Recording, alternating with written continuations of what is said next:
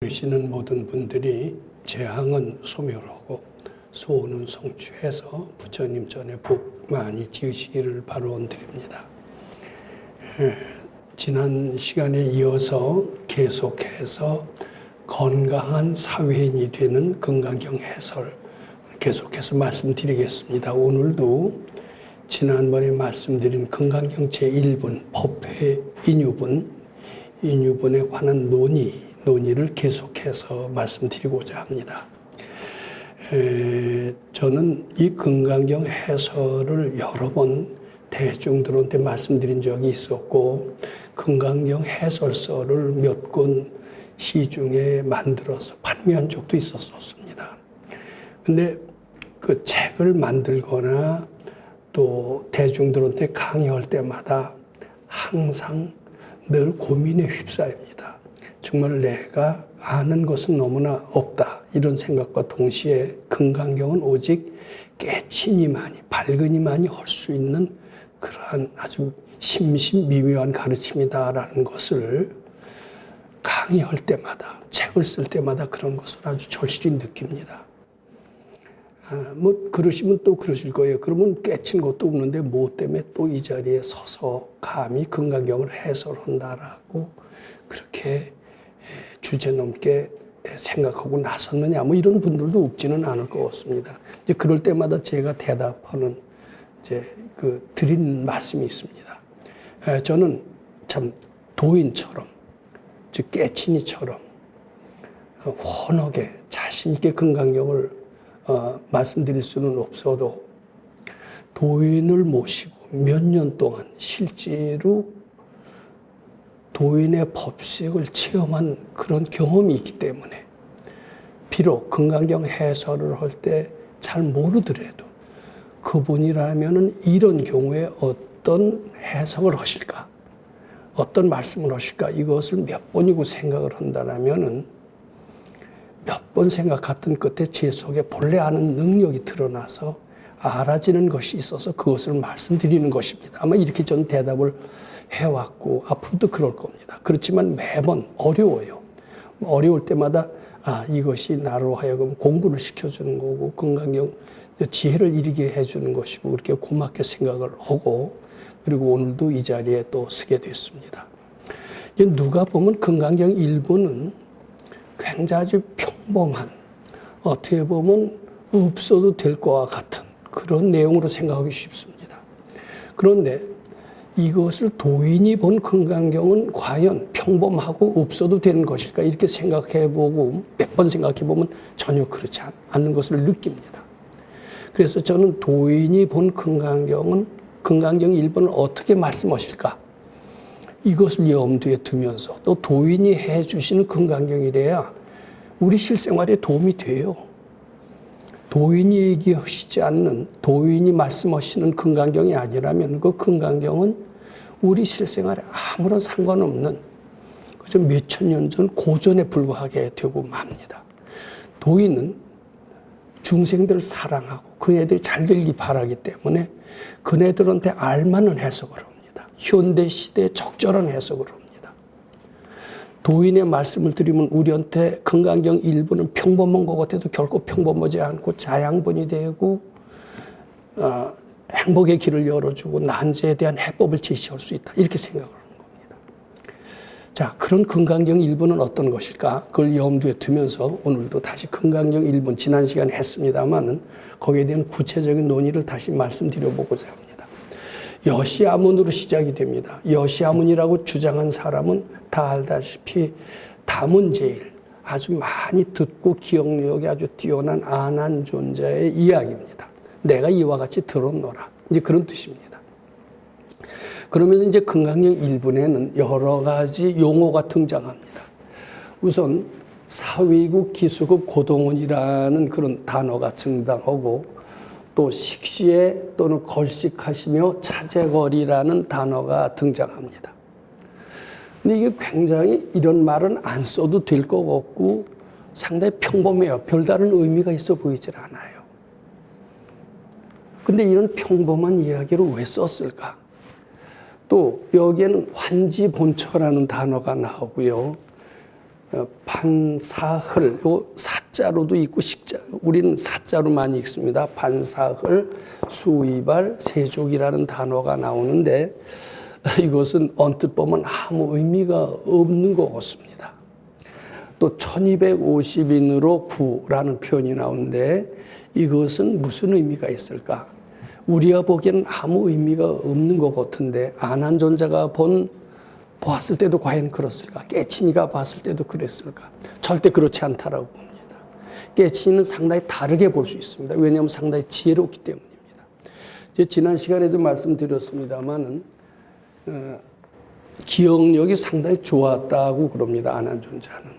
말로는 팔만대장경을 처음부터 끝까지 다 외웠을 뿐만 아니라 거꾸로서부터 처음까지 다 외울 정도로 아주 뛰어난 기억력의 소유자다 이렇게 얘기를 합니다.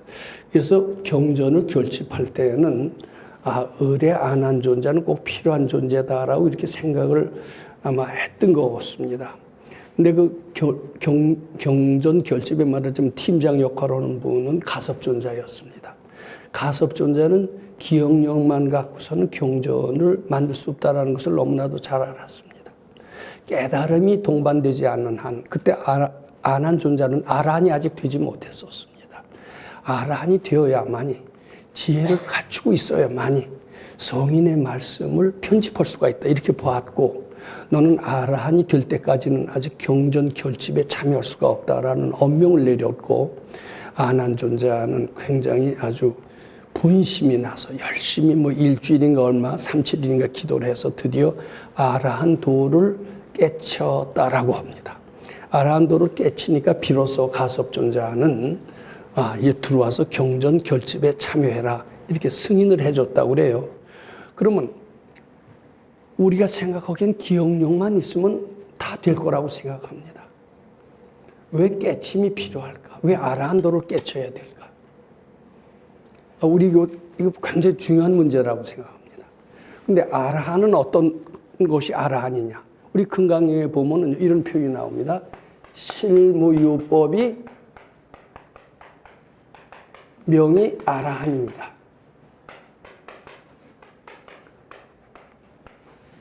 실로 어떤 법이라는 것은 진리라는 뜻도 되고 어떤 생각이라는 뜻도 되고 육식, 칠식, 팔식 이게 다 법에 속합니다. 삼라만상 이것도 다 법에 속합니다. 그중에서 진리가 되는 것도 불법성할 때 법이라고도 합니다.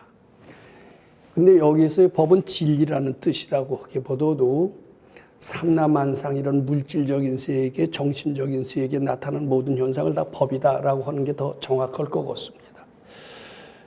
또 우리의 생각도 다 법이 됩니다. 우리의 선입견도 다 법이 됩니다. 아마 여기서 선입견이라는 말이 더 적합할 것 같아요. 이 선입견이라는 게 실로 있는 게 아니다. 이런 뜻이 됩니다. 또 이 현상이라는 것도 삼라만상, 자연현상도 법입니다. 법이라는 것도 실제로 있는 게 아니다. 이런 뜻이 포함됩니다.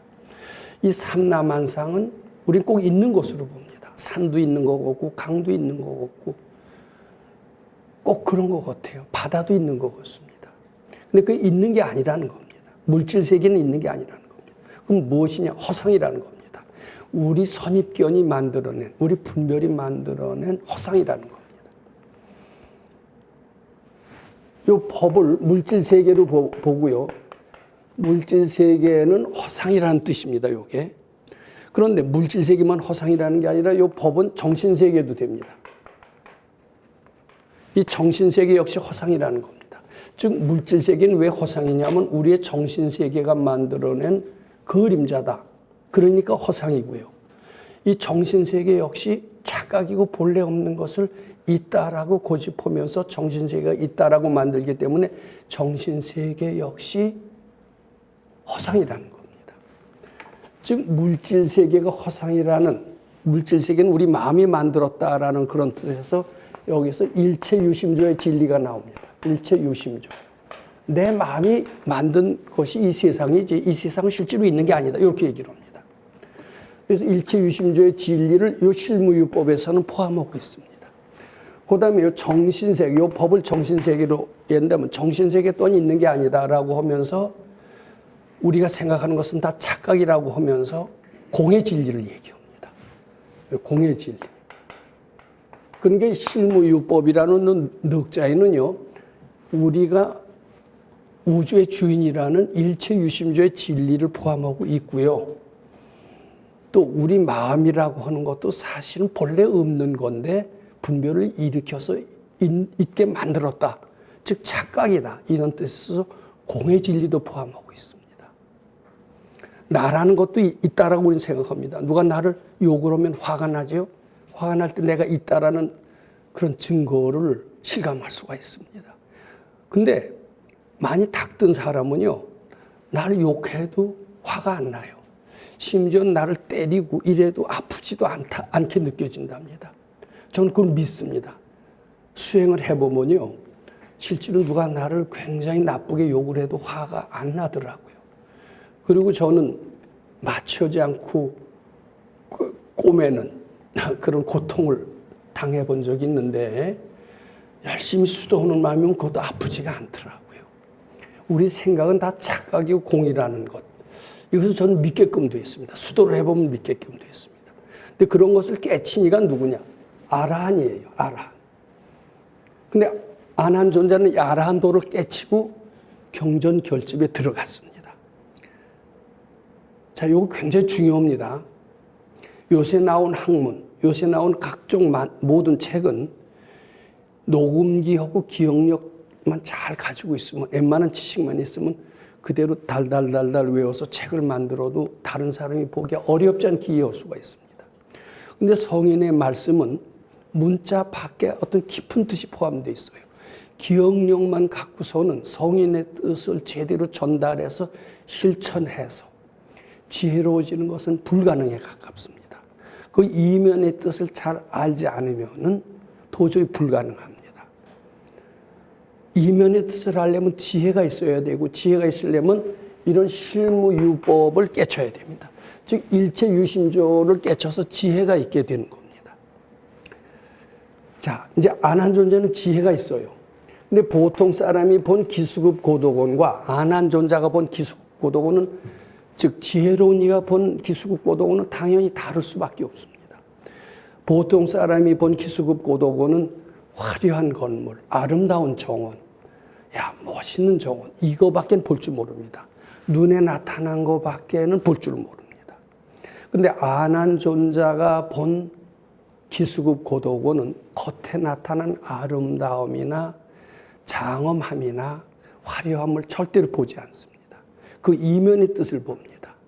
아, 이것은 어떤 마음 씀씀이를 가진 그런 사람이 만들었고 어떤 마음이 담겨 있다라는 것을 느낍니다. 즉 안한 존재는 기수급 고도곤을 딱 대하면서 다른 사람들은 야, 멋있고 훌륭하고 아름답고 장엄하다, 스마트하다, 별 형용사를 다 씁니다. 절대로 밝은이는 그런 형용사를 써서 표현하지 않습니다. 아무리 아름답고 화려하더라도 밝은이는요, 어둠컴컴한 기운이 서려 있다라는 것을 알 수가 있습니다. 즉 어떤 때 어둠컴컴한 기운이 서려 있느냐. 여기 바로 한 달 전에 살인 사건이 났다. 뭐 굉장히 아름다운 정원이 있다고 칩시다. 저는 베르사유 궁전을 몇 번 갔는데 상당히 넓고 화려하고 아름다워 보였습니다. 장엄해 보였습니다. 보통 사람들은 그거 보고 굉장히 장엄하다라고 생각을 합니다. 근데 밝은 이들은요, 절대로 그렇게 보지 않아요. 이 궁전을 만든 사람의 마음을 보고, 거기에 머무는 사람의 마음을 보고, 그리고 거기서 어떤 일이 행해졌느냐, 그 행해지는 사람들의 마음을 읽습니다. 근데 그 마음이 아름다울 때 아름다움으로 느낍니다. 그런데 아무리 겉으로 보기 화려해도 그 만든 사람의 마음에 이기심이 있다면 그 자체가 그의 눈에는 아름답게 보이지가 않아요. 또 거기 머무는 사람이 마음이 흉하다라면 흉한 것밖에 안 보입니다. 저는 이런 이야기를 도인한테 질문을 드린 적이 있습니다. 세상에 선신이라는 게 있습니까? 이런 질문을 드린 적이 있어요. 착할 선자 선신. 착한 귀신이 선신이죠. 그 다음에 악신. 악신이라는 게 있습니까? 귀신도 귀신의 종류에도 선신, 악신이라는 게 있잖아요. 선신은 축복을 주고요. 악신은 재앙을 줍니다. 그런 게 있는가? 귀신의 존재도 잘 모를 때 저는 깨친이한테 한번 그렇게 여쭤본 적이 있습니다. 그랬더니 이제 우리 선생님한테 여쭙죠. 그랬더니 야참 세상을 번뇌하시는 선생님께서 이런 식의 답변하셨습니다. 이제 본인의 체험이라고 얘기하시지를 않고 신라 시대 때 고은 최치원이라는 사람이 있었다. 그런데 어떤 행렬이 쭉 지나가는데 보니까 참 천사들이 나타나서 찬양을 하면서 그 행렬을 쭉 옹호를 하면서 그렇게 가는 모습이 보이더라. 그런데 또 한 행렬이 지나가는데 거기에는 천사가 나타나는 게 아니라 정말 아수라와 같은 고약한 인상을 쓴 험악한 귀신들이 그 행렬을 뒤따라가다 보니까 그 행렬이 사고가 나고 재앙이 나더라. 그래서 고은 최치훈 선생은 천사들이 나타나서 옹호한 그 행렬에 가서 물었대요. 당신네들이 어째서 저 행렬은 이렇게 천사들이 나타나서 옹호하면서 뭐 축가를 부르면서 왜 이렇게 됐느냐 그랬더니 우리들이 다 부처님 얘기를 하고 좋은 얘기를 하고 그리고 남을 칭찬하는 얘기를 했더니 아마 그렇게 됐나 봐요. 이렇게 대답을 하더라는 거예요. 그 다음에 이제 악한 귀신들이 막 우글우글 끓는 그런 행렬에 가서 당신네들은 지금 어떤 마음을 내었어? 그랬더니 우리는 뭐 음담패설을 하고 남을 욕하고 그리고 아주 증오에 불타서 남 험상 붙는 얘기를 했어. 이렇게 얘기하는 겁니다. 즉 착한 마음이 선신을 불러오고 악한 마음이 악신을 불러온다. 악신이나 선신이나 따로 있지 않다라는 겁니다. 즉 아무리 화려한 도인들은 그 화려한 겉모양에 따라가지 않습니다. 그것을 지은 사람의 마음, 거기에 머문 사람의 마음을 그대로 봅니다. 그럼 아난존자가 본 기수급고동은 누가 만들었어요? 기타태자와 수탈타장자가 합작해서 만들었습니다. 기타태자는 권력이 많은 사람입니다. 수탈타장자는 돈이 많은 사람이에요. 돈은 왜 많으냐? 탐심을 깨치니까 돈이 많아진다고 그럽니다. 권력이 많은 것은 제가 그렇게 알고 있습니다. 진심을 많이 닦은 사람은 높은 권력에 올라앉으면서 존경을 받는다고 그래요. 권력이 높은 사람도 전생에 잘 닦던 사람들 중에 하나인 것 같습니다. 즉 탐심과 진심을 닦은 사람이 합작으로 해서 만든 정원입니다. 그냥 아름답다가 아니라 아난존자가 즉 깨친이가 본 기수급 고도고는 그대로 극락세계예요. 화려해서 극락세계가 아니라 마음에 남을 성내고 꾸짖는 마음이 하나도 없는 평화로운 광명이 비치는 그런 정원이다. 또 탐욕심이 하나도 없어요. 서로 베풀어 주려고 그러고 서로 도와주려고 그러고 이런 마음으로 꽉 찬 평화로운 아주 안락한 느낌이 들고 분별이 저절로 쉬는 이런 고요한 그런 정원으로 비쳤던 거예요. 그러면서 아마 아난존자 이런 생각을 했을 겁니다. 사람들이 아무리 밖에서 근심, 걱정, 공포로 많이 휩싸인 사람들도 이 정원에 오기만 하면 저절로 마음이 평화로워지고 즐거워질 것이다. 그리고 굉장히 마음이 근심, 걱정, 초조로 불안, 초조하더라도 이런 정원에 오기만 해도 평화를 얻을 뿐만 아니라 이런 정원을 짓기를 바라노래. 이런 정원을 지어서 모든 사람을 마음을 평화롭게 하기를 바라만 해도 그 사람의 마음은 안락하게 될 것이다. 이건 제가 해석하는 기수국 고도곤입니다. 기수국 고도곤이라는 단어, 즉 아난존자는 깨친입니다. 도인입니다. 도인은 그 문장을 선택할 때 다 의미 있는 문장을 선택합니다. 아무 의미 없이 그 문장을 선택하지 않습니다. 즉 금강경 제1부는 완전히 아난존자의 깨친 경지를 나타낸 것이다. 좀 이렇게 말씀드립니다. 근데 이제 금강경 제2분으로 가서 시의 장로 수보리 제대중중하여 이렇게 나가는 것은 부처님이 등장하고 수보리가 등장합니다. 완전히 아난존자의 작품이라고 할 수가 없어요. 근데 금강경에는 누가 등장하지 않습니다.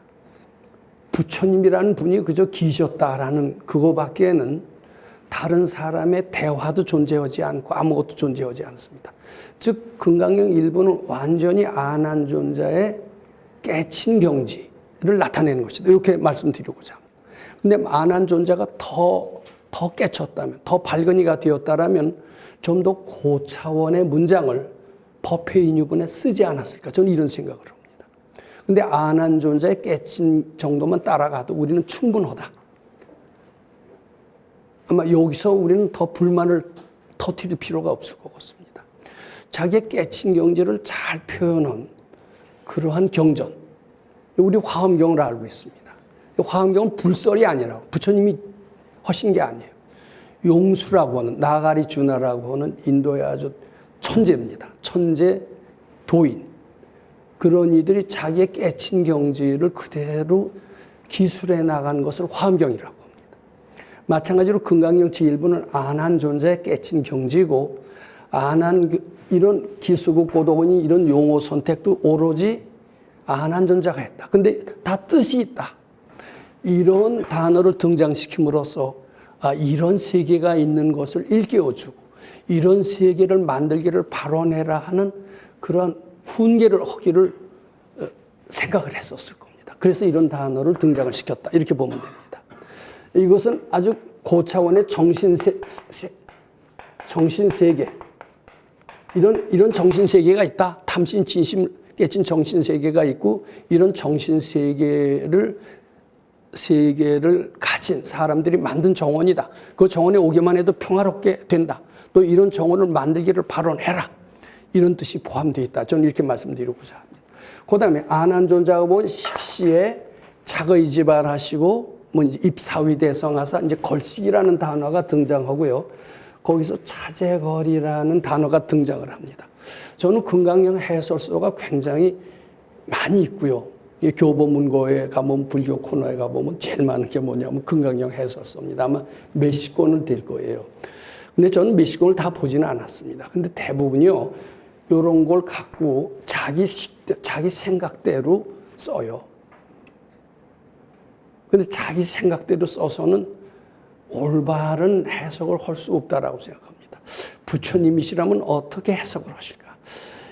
이런 고민을 일단 거쳐야 될 필요가 있다라고 생각합니다. 근데 부처님이 어떤 분인지 도대체 알 수 없기 때문에 부처님은 어떤 해석을 하실까라는 우리는 그런 시도를 했다 하더라도 도대체 감이 잡히질 않습니다. 제가 감히 이런 해석을 한 것은 제가 깨친이 밑에서 몇 년을 있었고 서당계가 3년이면 풍어를 읊는다고 하듯이 몇 년 있다 보니까 도인은 이런 구절을 어떻게 해석하실 것 같다라는 게 자꾸 하면 조금 나오는 것 같아요. 본래 아는 지혜가 드러나는 겁니다. 그런데 왜 식시라는 표현을 왜 썼고 걸식이라는 표현을 왜 썼고 왜 차제거리를 썼을까? 안한존자는 보통 사람들이 보는 것과는 다르게 이런 식시니 걸식이니 차제거리를 이런 용어를 선택을 했고 이 용어에서 주는 의미를 자기는 확실히 알고 이것은 중생들이 밝아지는 데 굉장히 꼭 필요하고 도움이 된다라고 아마 생각했다라고 봅니다. 이 식시라는 말 안 써도 돼요. 부처님은 바로 금강의 해설만 하시면 돼요. 근데 왜 식시에 걸식이라는 표현을 왜 썼을까? 부처님도 경제활동을 했다라는 겁니다. 부처님도 경제활동을 했듯이 성직자들도 경제활동해야 되고 속인들은 물론 경제활동을 해야 되고 경제활동을 하는 것은 먹고 사는 데만 필요한 것이 아니라 부처님도 하셨듯이 밝아지는 데도 꼭 필요한 것이다. 이런 의미가 내포되어 있다고 봅니다. 즉 안한존자가 이런 표현을 쓰고 이런 구조를 써놓은 것은 부처님께서도 경제활동을 스스로 하셨다. 그리고 걸식을 하셨다. 근데 걸식은 우리 눈에는 밥을 비는 거로밖에 안 보입니다. 우리가 어렸을 땐 거지가 많았습니다.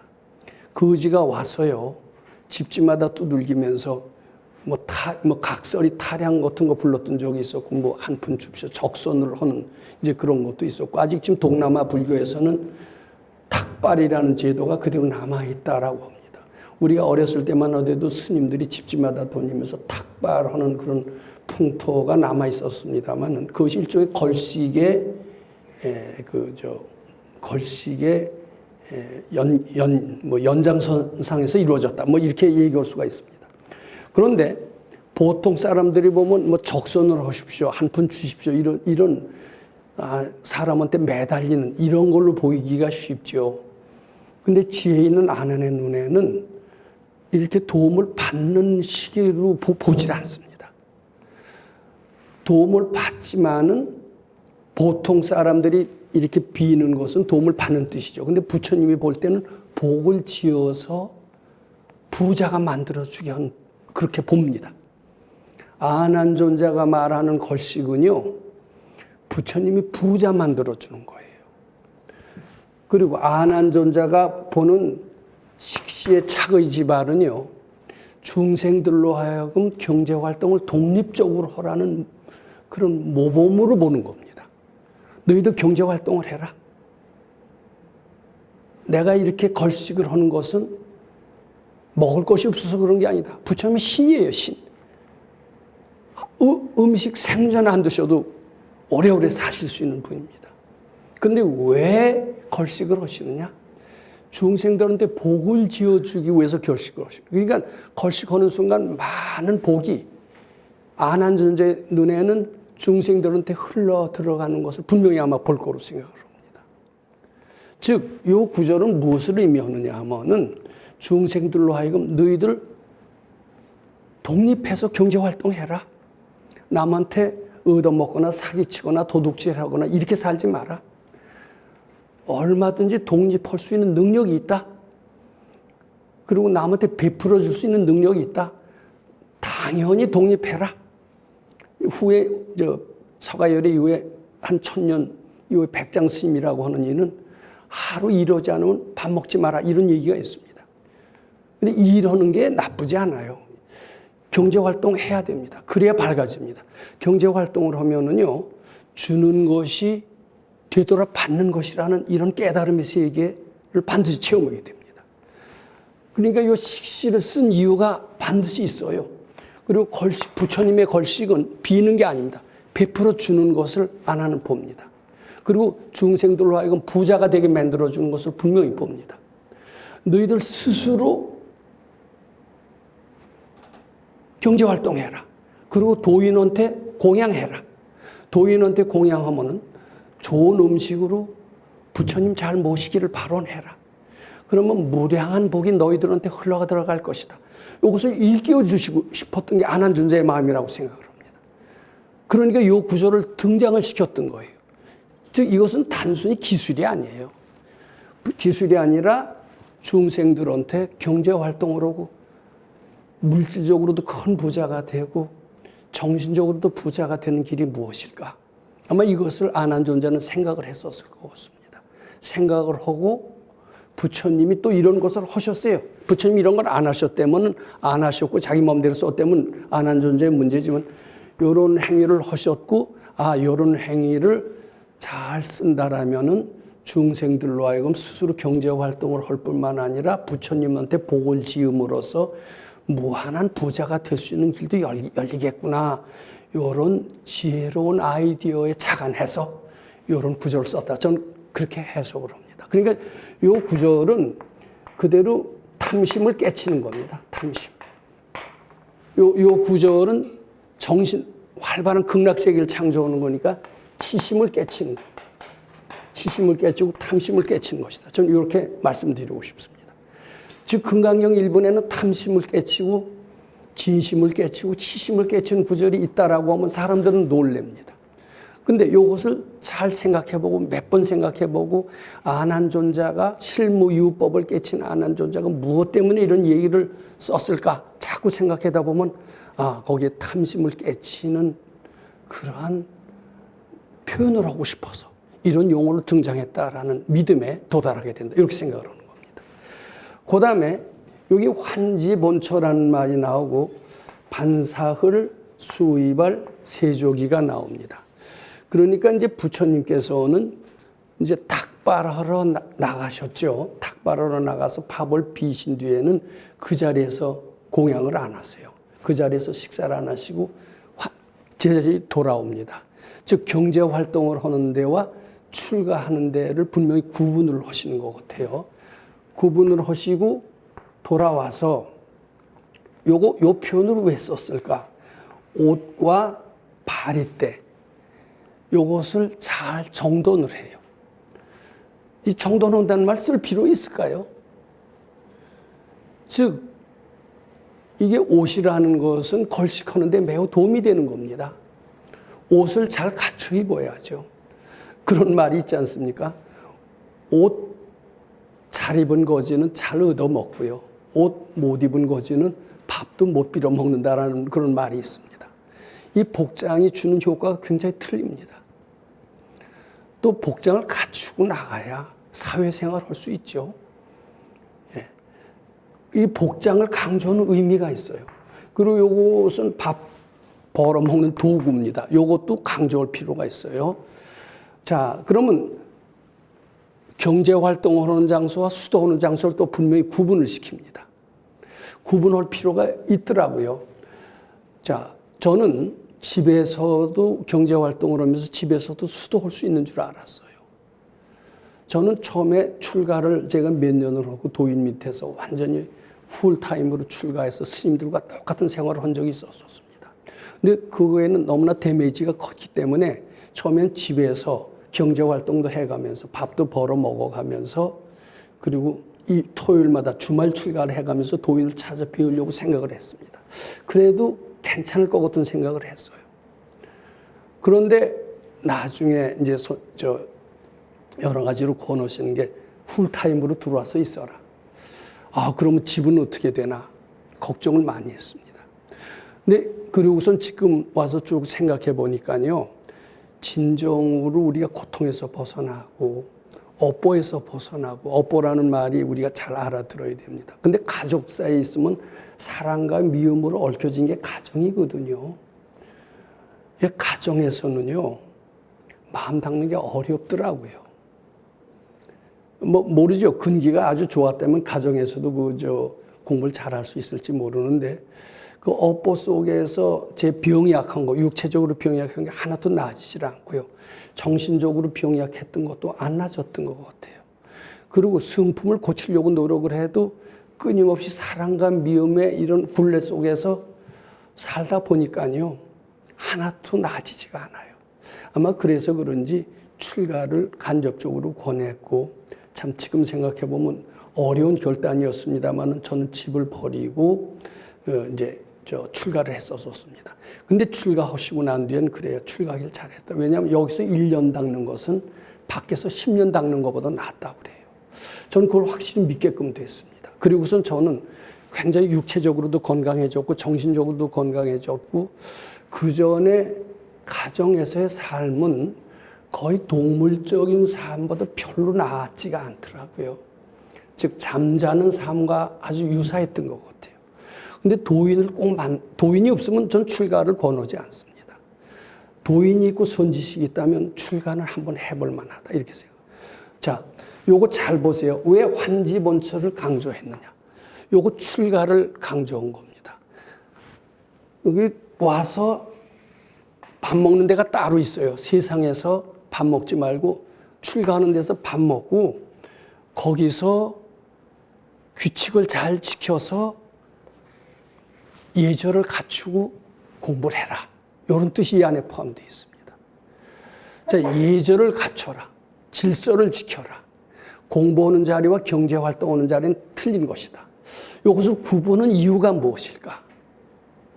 자, 옷 의자에 포함되어 있다고 생각합니다. 옷은 염치를 알게 하는 그런 도구입니다. 즉 마음에 깨름직한 것, 미안한 것을 남겨두면요 수도가 잘 안 돼요. 마음에 깨름직한 것을 남겨두면 언젠가 폭발하게 됩니다. 깨름직한데 머무르지 마라. 미안한데 머무르지 마라. 요게 바로 지게바람일이니라. 발근이는 그렇게 얘기합니다. 깨름직하지 말고 당당해라. 그 깨름직한 것을 포장하는 것이 옷이라고 그럽니다. 자, 요 이제 정리를 합니다. 말하자면 안한존자가 왜 이런 단어를 썼으면서 출가의 세계와 경제활동의 세계를 구분했고 규칙을 잘 지키는 것을 왜 강조했느냐. 마음속에 깨름직한데 머무르지 말고 단정한 복장으로 해서 마음속에 미안함을 없게 하는 뜻으로 너희들 사회생활을 할 때 또는 출가생활을 할 때 마음에 깨름직한 것을 없게 해라. 이게 이제 예절을 잘 갖추면요. 예절을 잘 갖추면 마음이 미안한 게 덜 옵니다. 또는 사회적으로는 올바른 법률 생활에 도달하는 것이고 올바른 법률 생활에 도달하게 되면은 이게 꾸짖고 성내는 데서 해탈이 된다라고 그럽니다.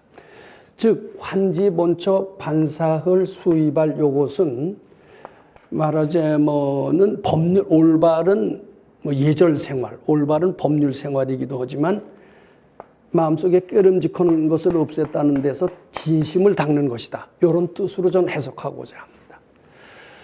자, 그 다음에 왜 1250인이라는 단어를 등장시켰을까? 우리 논어를 조금 공부하는 분들은 이런 구조를 어렵지 않게 압니다.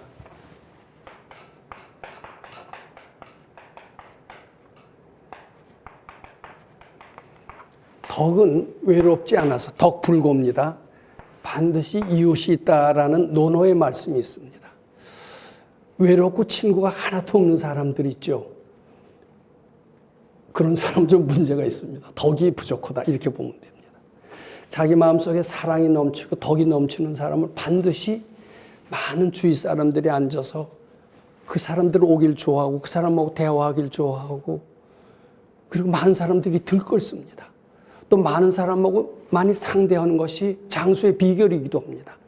일서오타, 다섯 가지를 많이 하는 것이 장수의 비결인데 오다 중에는 다접이라는 게 있어요. 외롭게 혼자 사는 것보다 다른 사람하고 자주 접촉하는 게 장수의 비결이라고 합니다. 부처님은 1250인하고 많은 사람들하고 있었습니다. 이것은 부처님 마음속에 덕이 있다, 자비가 있다, 포용력이 있다 이런 뜻이 됩니다. 1250이라는 단어 왜 썼을까? 저는 1000명 넘는 데서 한번 강의를 한 적이 있었습니다. 1000명 넘는 데는 마이크 없어도 안 되더라고요. 마이크가 혼자서 하려면 악을 써야 될 겁니다. 그러니까 1250인은 악을 쓸 수 있는 최대 인원이다. 이렇게 얘기할 수가 있습니다. 1250인 이상은 안 돼요. 근데 왜 1250인을 등장시켰느냐? 무슨 의미가 있느냐?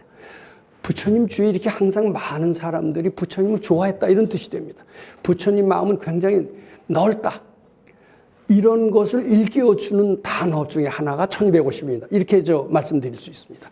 자, 이제 우리 시간이 많이 됐기 때문에 정리를 하고 넘어갑니다.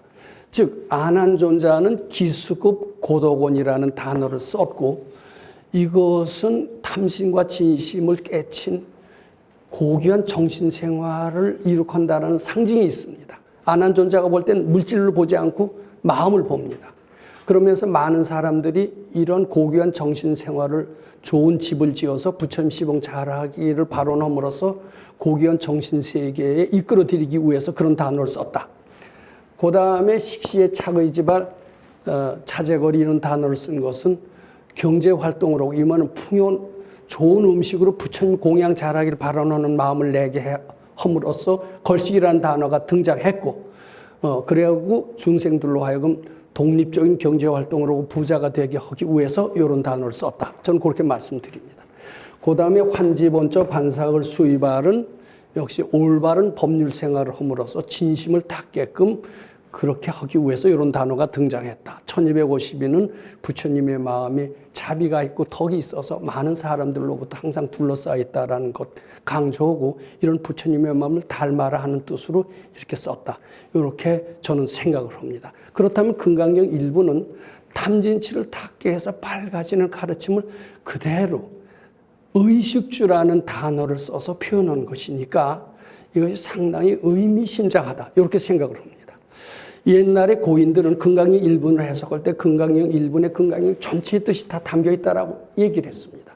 지금 의식주라는 단어를 등장해서 탐진치를 닦게 해서 밝아진다라는 뜻으로 해석한다면 금강경 1분 속에 금강경 전체의 뜻이 다 담겨 있다라고 해도 하나도 틀리지 않을 것이다. 제 해석은 마냥 헛된 것은 아니다. 이제 이렇게 말씀드립니다. 제가 기도문을 한번 써봤습니다. 늘 할 때마다 기도문을 쓰려고 그럽니다. 시작할 때는 모든 이 법문을 듣는 모든 사람들이 재앙은 소멸하고 소원은 성취해서 부처님 전에 복 많이 지길 바론, 이제 그런 이제 발언문으로 시작을 합니다만, 오늘 금강경 1분을 마치면서 또 한번 발언문을 적어봤어요. 자, 이제 모든 사람들이 괜찮습니다. 그걸 주어로 삼는 것이 금강경 제1분 잘 읽고 의식주가 생활에 꼭 필요한 요소임을 깨닫고 독립된 경제 활동을 실천함은 물론 의식주에 붙은 탐심, 진심, 치심을 해탈하는 것이 곧 밝음의 길로 나가는 길임을 깨달아 부처님 시봉 밝은 날과 같이 복 많이 지기를 발언합니다.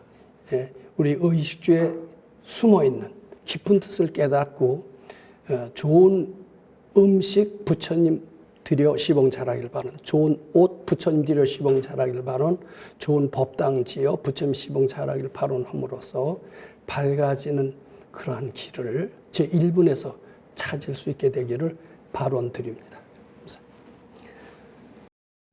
감사합니다.